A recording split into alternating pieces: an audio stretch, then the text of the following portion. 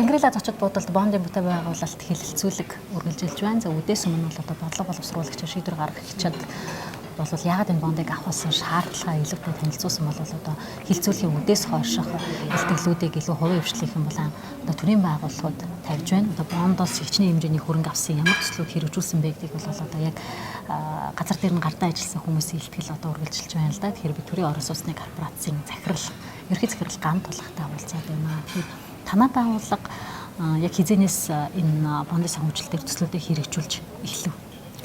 За төрийн орон сууцны корпорацийн одоо хэрэгжүүлсэн төслийг ярихаас илүү энэ бондын ач холбогдлын талаар нэг жоохон хэлчихвөө гэж бодож байна л да. Өнөөдөр за 2012 онд одоо Чингис бонд чинь бослоо штэ. За энэ мөнгийг босгоогүй байсан бол өнөөдөр Монголын эдийн засаг бол шал дээр унтсан байх гэсэн.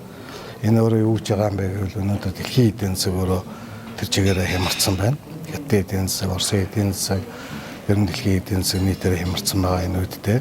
Харин бид нар одоо энэ үед бол Чингис бондыг босгож ирснээрээ өнөөдөр бол энэ хямралыг бол Монгол орн бол нэлээд одоо гайгууд авсан гэж би ойлгож байгаа. Яагаад гэвэл өнөөдөр хэрвээ энэ бондыг босгоогүй байсан бол өнөөдөр долларын ханш бол 5,000 6,000 болцсон. Тэ юм өссөн. Ер нь байдал бол нэлээд хүнд байх төр зураг байсан. За өнөөдөр энэ Чингис бондыг босгосноор өнөөдөр бас цог хэмжээний Монгол орны эдийн засаг бол төвшөндөө явсан.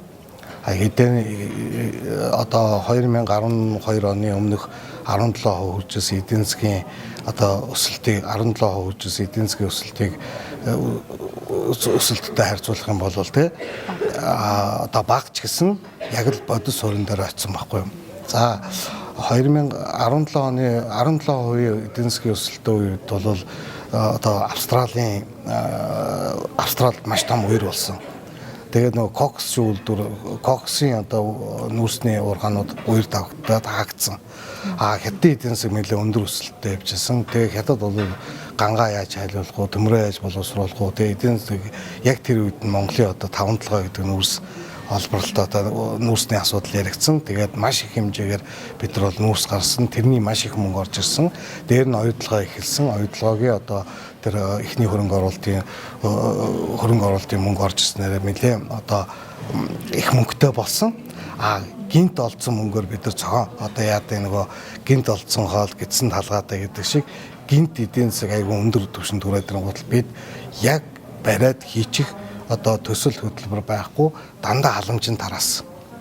Тэрний хор уршиг өнөөдөр бас бид нар нөлөөлж байгаа байхгүй. Хэрвээ тэр үед нь зохион байгуулалтаа зөв төсөл хөтөлбөрөөр барьж аваад хийсэн бол өшөө Монгол орны хөгжил өшөө 5 жилээс уршилсан байх байсан болов уу би харж.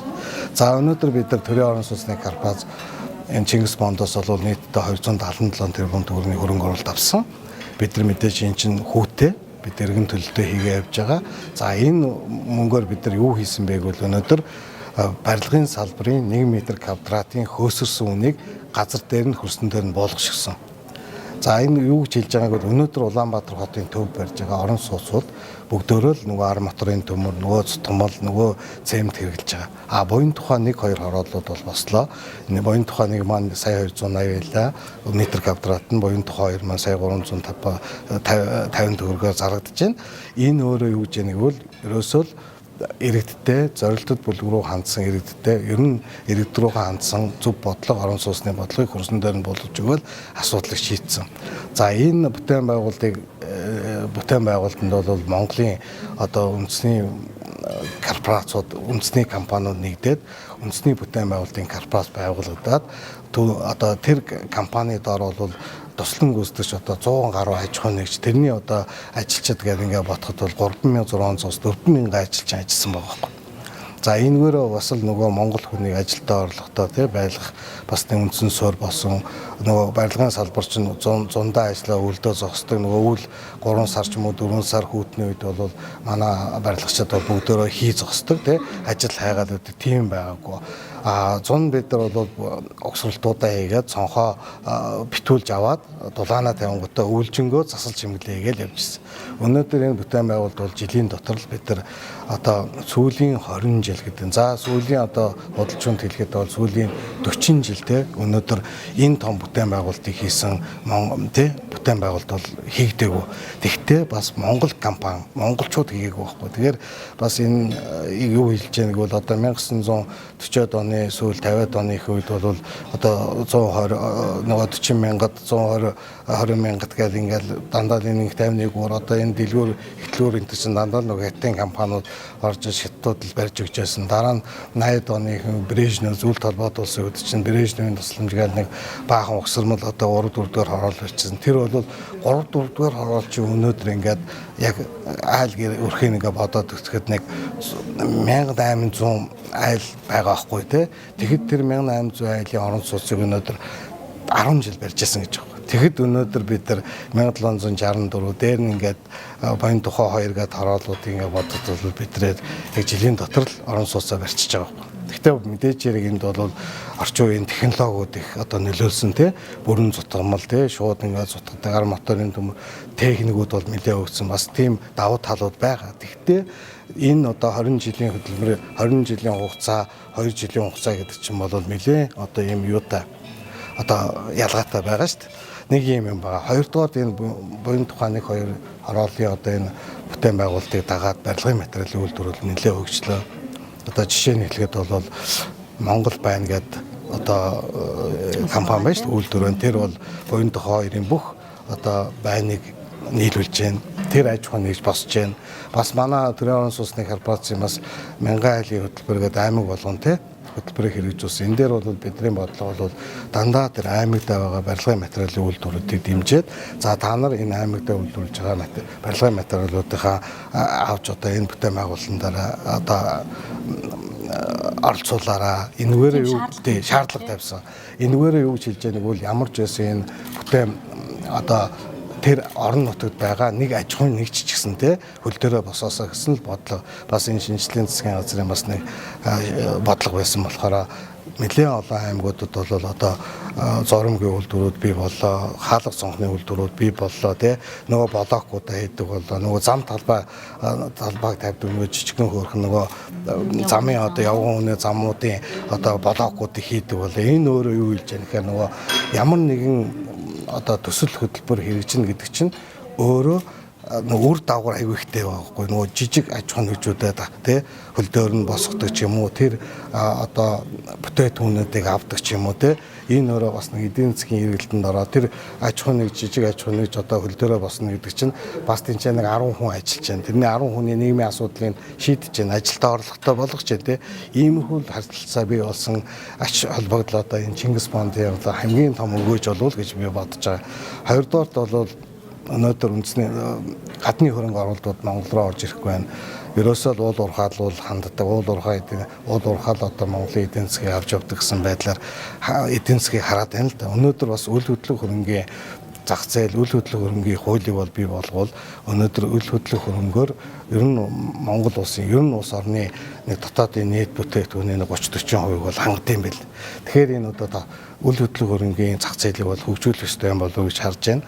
Хоёрдугаар төрийн орон сууцны корпорац гадна дотны зээл хөрөнгө оруулалтыг нэлээд одоо судалж нэлээд татах байдалтай байсан. Энэ Чингис Бондын өгөөжөөр өнөөдөр төрийн орон сууцны корпорацийн хийж бүтээсэн юмн дээр гадны хөрөнгө оруулалтыг нь итгээд одоо эхлээд засгийн газрын баталгаа нэгдэг байсан бол болоо дараа нь банкны баталгаа нэгжсэн болоод сүүлдээ зүгээр төрийн орон сууцны корпорацийн хөтөлбөрт нь хөрөнгө оруулалт хийгсэн тийм тэгээ саяхан бид нар өчтөр бас бэлэг цай өдөр буян тухай 2-ын 2 гэж том 3900 айлын одоо 2 дахь үе шатны төсөл маань 2 том сургуультай 1250 дээр нь 3 цэцэрлэгтэй тэгээд үйлчлэгээний төв одоо бүхэл одоо нөгөө хороол байдаг хүний хэрэгцээнд юу байдаг бүх одоо спорт тэ соёл урлагийн бүх юмтай цогцлбороо өчтөр хөрөнгө оруулалтаа шийдээ шаваа тавиад одоо 2018 он гэхэд иж бүрнээ нь одоо ашиглалтын төхөөр юм том ажил эхэлсэн. Энэ бол өөрөө юу гэж яаг бол бас л Чингис Бондын өгөөж байхгүй юу? Чингис Бондоор бид нар энэ бүтээмний буян тухай 1 гэдэг хорооллыг, буян тухай 2 гэдэг хорооллыг дээр нь аймагуудад барьсан тэр мянган айлын орон сууцны хөтөлбөрүүд гэдэг дээр төрийн орон сууцны төрийн орон сууцны корпорац хийсэн юмд гадны хөрөнгө оруулалт итгээд тэрэнд хөрөнгө оруулалт хийж байгаа гэдэг чинь Хаанаас хөрөнгө оруулсан? Энэ Хонконгоос Монголын бас хувийн хвшлийнх нь хамтарч бид нар чинь нийлээд хөрөнгө босгосон. Тэгээд Хонконгийн одоо хөрөнгийн биржээс бол нэлээд том хэмжээний хөрөнгө оруулалтыг шийдэж байгаа байхгүй. Бонд гаргаж байгаа гэсэн үг юм. Бонд биш одоо хөрөнгө оруулалт одоо манай төсөлд одоо хөрөнгө оруулалт хийж байгаа гэсэн үг байхгүй тий. Ийм л юм болсон. Тэгээд энэ Чингис бонд байгаа гэсэн бол бид нар буян тухай 1-чгүй байсан. Буян тухай 2-чгүй байсан тий. Тэр цэцэрлэг сургуульчгүй байсан.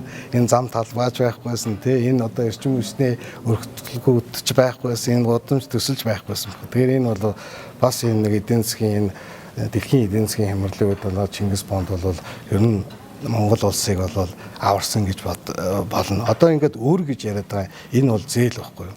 Өөр биш зээл. Энд чи иргэд зээл гэдэг чинь ямар ч бизнес одоо их усураа зээлээр авдаг. Зөв зохион байгуулалтанд ороод эдийн засгийн зөв ашигтай эдийн засгийн өгөөжтэй юмд оруулчаад тэр ашгаараа эргүүлээд төлдөг тийм л юм шүү дээ. Одоо би манай төрийн орон сууцны корпорац орон сууц чинь бол нөгөө бодит үнээр ард түмэндээ очиж чинь эргээд би тэрийг хүүтэн Чингис бондоо төлж чинь Чингис бондын хөгжлийн банк хөрөнгөлүүлээд цаашгаа нөгөө бонд босгосон өгсөн их усүрэл руугаа явуулж байгаа л ийм л нэг үзэгдэл байгаа байхгүй. Манай 270 тэрбум төгрөгийн ерөн төлөлтөн дээр чинь бол ямар цаг тий ер нь бол хөгжлийн банкнаас бол Чингис бондын хөрөнгө бол маш одоо хурдан шуурхай шийдэгдэж явсан. Ямар нэгэн одоо проблемгүй явлаа л да. Тэгээд энэ маань бас нөгөө энэ одоо хөгжлийн банкны удирдлагууд мөнх бат захиралд бас баярлалаа гэж хэлмээр бас Монгол орны хөгжилтэй цаг хугацаа. Ер нь цаг хугацаа гэдэг чинь барилгын салбарт хамгийн чухал байт юм билээ. Өнөөдөр барилга барьчаад фундамент тогтчаад жил 2 жил хүлээн өгвөл тэгээд ерөөсөө нөгөө барилгын салбар чинь унд юм байна. Тэр барилгыг маш хурдан ашиглалтанд өгч маш хурдан өгөөж явал энэ цаг хугацаа л бол барилгын салбарт ашиг юм бэл. Энийг л олж харсандаа тэгээд энэ удирдлагууд бол нэлээд өндөр түвшинд дэмцэн дээр нь бас шинжлэлийн засгийн газрын алтан uyг сайд бол нэлээд кабинетаараа нэлээд дэмжиж явсан. Тэгээд одоо шийдлийн засгийн газар ч гэсэн маш хурдан энэ орон сууцны асуудлыг дэмжлэг одоо хөрөнгө оруулалтын асуудлыг нэлээд шийдэж явж байна л да. Энд бас их баяртай байгаа. Тэгээд ер нь эцэст болвол ганц юм хэлэхэд бол энэ Чингис бондыг одоо маш одоо буруу өнцгөөс бол хүмүүс нэлээд харж ярьж байна. Одоо бонд өрөнд орсон хүүхэд болгонд өртөө болцсон гэсэн өөр гэдэг асуудал дээр нь зээл гэдэг юмыг л би хэлмээр байгаа байхгүй. Тэгээд зээл бол иргэн төлөгдөх ёстой, төлж явна. Гэхдээ өнөөдөр ард түмний мөнгөөр төлөгдөнө гэж байгаа. Энд чинь нөгөө өгөөжөөрөө төлөгдөж явах нь л гэж ойлгож байгаа юм л. Буян тухай 2-ын 1-р ээлжийн борлуулалт ямар түвшинд байгаа вэ? За буян тухай 2-ын 1764 айлч ашиглалтанд орсон шүү дээ. Тэгээд энэ ашиглалтанд ороод ер нь борлуулалт ерөнхийдөө 80% та байгаа. За нэг 350 орон сууцыг бид нар төрийн төрөөс орон сууц гэж тусна шийдсэн. Энэ бол тусдаа явж байгаа. Тэгээд ер нь борлуулалт бол их өндөр түвшинд байгаа. Энэ юугаар бас засгийн газрын их хурлын шийдвэрүүд нөгөө 8% зээлтэй 5% ипотекийн зээл чинь 5% руугаа орсон бас нөлөөлж байна. Тэгээд энэ бас төрөөсийн орон сууц нөгөө 30% төлөөд борож авч чадахгүй хүмүүстээ бас төрөөсийн орон сууцны хэлбэрээр хямд төрийн төрөөсийн орон сууц гэсэн хөтөлбөр хэрэгжүүлээд тэргээр явж байгаадаа бас их хэрэлт хэрэгцээ байна. Тэгээд ямарваа нэгэн бизнес шүү, ямарваа нэгэн төсөл хөтөлбөр бол нөгөө цаг хугацааныхаа одоо юу гэмдээ тэ борлуулалтын эрэлт нийлүүлэлтээр л одоо харьцаагаа үүсгэж явж байгаа. Тийм учраас одоо Монголд бол өнөөдөр төрөөсийн орон сууцны хэрэгцээ бол маш их өндөр түвшин одоо хэрэгцээ байгаа юм билээ. Ер нь одоо 80-ад оны өмнө ч юм уу ер нь социалист нийгмийн үед гэдэгтэй тэр үед бол монголчууд бид бүгдөө л төрөөсөөр амьдарч байсан. Одоо яг тийм хэлбэргүй. Тэгээ явандаа бол энэ төрөөс гэдгээ болиулаад түрээсэлж явжгаад өөрт нь одоо ховд нь очих тийм бодлогыг хэрэгжүүлнэ. одоо удахгүй сонгуул болох чинь сонгуулийн дараах ямар тэг хүчин одоо гарч ирэх нь ирэх байх нь бидний зөвөөс бол ерөөсөө түрээсэлж байгаа байраа хувьд нь өгтөө одоо хэдэн жилүүдийн 5 жил 10 жилийн дараа өөрсдөө хувьдаа авах тийм одоо ирэх зүүн одоо үндслүүдийг бий болгох зорилго тавиад ажиллаж байгаа. За тань маш их баярлалаа. Богино хугацаанд зөндөө олон мэдээлэл өгсөн. Баярлалаа. Бид төрийн орон сууцны корпорацийн ерөнхий захирал ганцлагтай ярилцлаа.